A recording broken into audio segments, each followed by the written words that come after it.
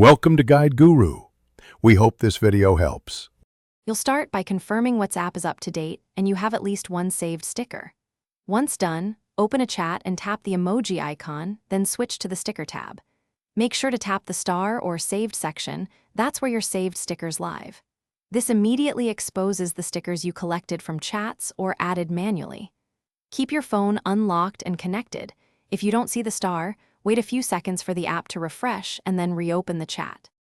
Once the saved collection is visible, tap any sticker to send it directly into the chat, which is the fastest way to use them. If you want to manage one, long press the sticker to reveal options like Add to Favorites, Delete, or View Pack Info. This lets you organize collections. For efficiency, use the sticker search field or swipe through packs. This helps when you have many stickers. Make sure to sync packs if you recently added them on another device, so everything appears correctly. To finish, add new packs from the sticker store or import files like web or TGS, then place frequently used stickers in favorites for faster access. You can organize more deeply with third-party sticker managers to create labeled packs or folders. Do this only if you trust the app.